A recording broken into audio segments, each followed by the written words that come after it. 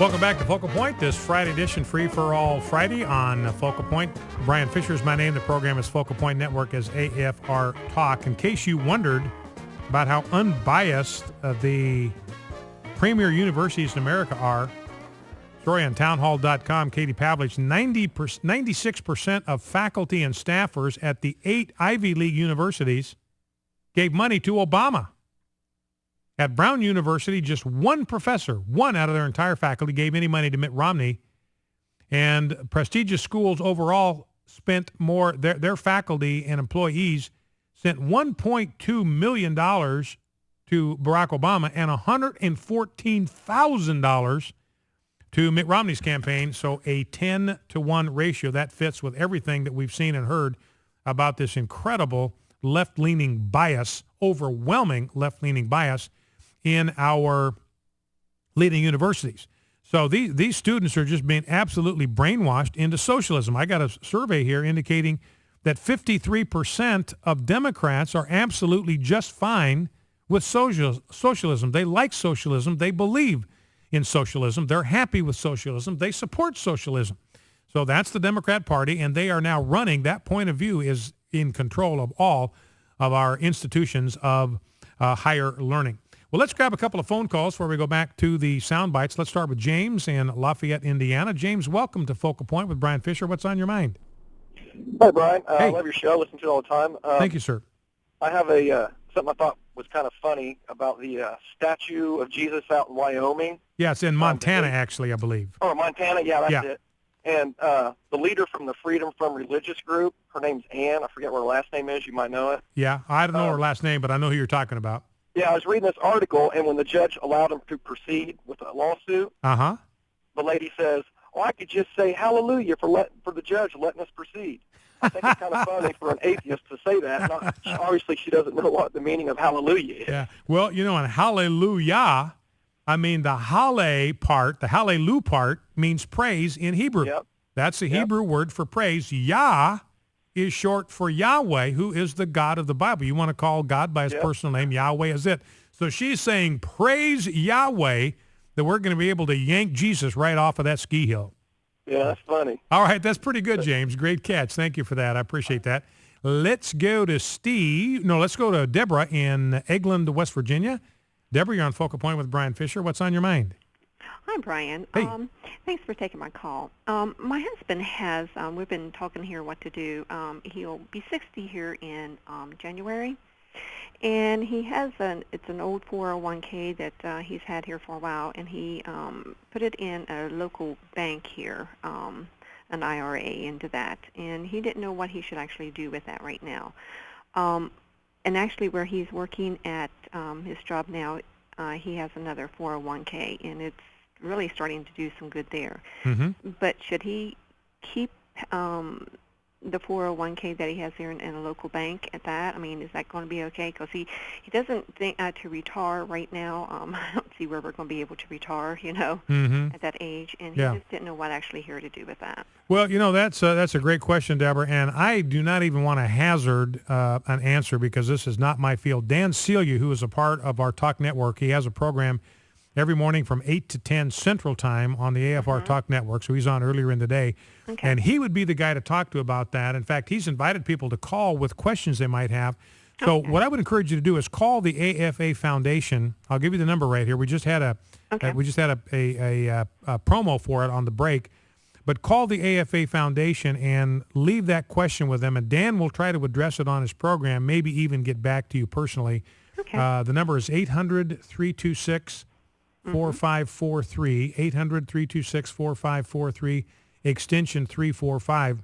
Okay. And, I want to put a plug in for Dan's program, 8 to 10 a.m. Central Time, live on AFR Talk Network. And we air it again at night because the information is so valuable to people. Right. But I would encourage everybody in our listening audience to start listening to that program because a lot of people have the same questions that Deborah and her husband have. Mm-hmm. What do we do? What if this thing goes over the cliff? Right. President Obama is going to raise taxes $5 for every dollar in spending. Have you ever seen the movie Thelma and Louise? That's just like putting a brick on the gas pedal. to accelerate that thing as it drives off the cliff. Now, what we want to do is we want somebody to throw a monkey wrench into the transmission and bring that thing to a screeching stop. But a lot of people have questions. What do I do? How do I prepare for what could happen? And Dan will answer your questions. He'll take phone calls, answer some of those questions on air. So that's what I would encourage you to do, Deborah. Okay. Get hold of the AFA Foundation and see if Dan Celia can give you an answer to that question. I appreciate that. Thank you. And by the way, 401ks, we've talked about this before, but it looks like the government is getting ready to make a move on our 401ks. I mean, it doesn't surprise me a bit. There's something like $7 trillion there that's our money. It's in accounts with our name on it. It belongs to us. It's our private property. $7.5 trillion, somewhere between $5 and $7 trillion, sitting there earning interest as it's being invested and being put into the economy. And the federal government's looking at that, and they're slobbering and they're salivating. You talk about greed, ladies and gentlemen. There is a greed problem in America, but it's not with the American consumer. It's with the federal government. It's never enough with them. You know what the word greed means in Greek? A desire to have more. That's what greed is. Pleonexia is the Greek word, a desire to have more. Who's infected with that disease? Who has a terminal case of greed?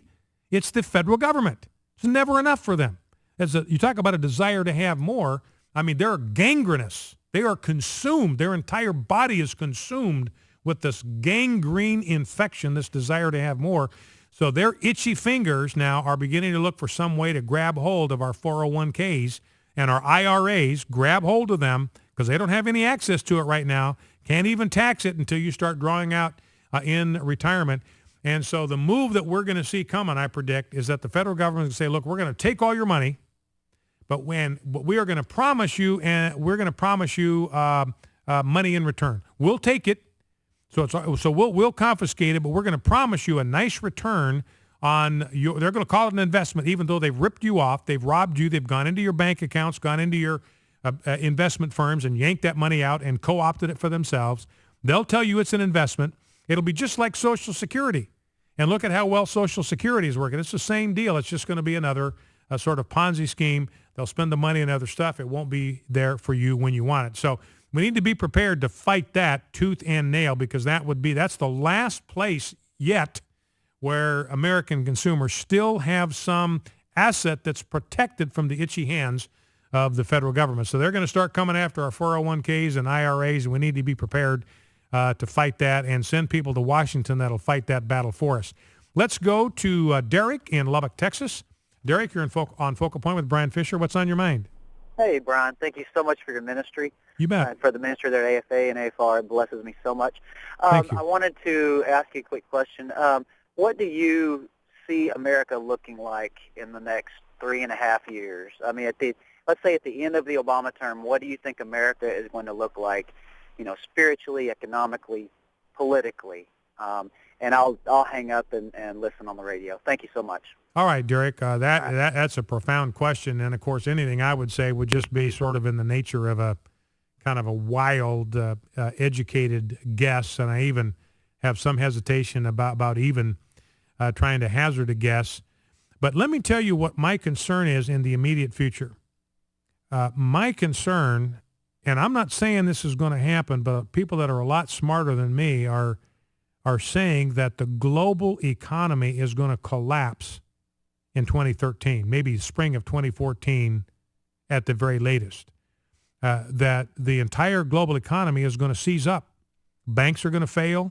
The signals that this one economist, I forget his name now, but he's highly respected. He's not a gloom and doomer. He's not a conspiracy guy. But he's saying, look, I'm just taking a sober look at the numbers here, and this whole thing is going to fall in on our heads in 2013 with the re-election of Barack Obama.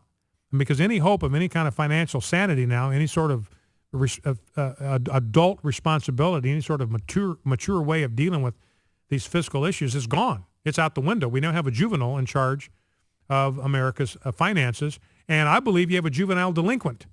I'll be honest with you, ladies and gentlemen, I think Barack Obama wants to destroy the economy of America. He would be happy to have that as his legacy.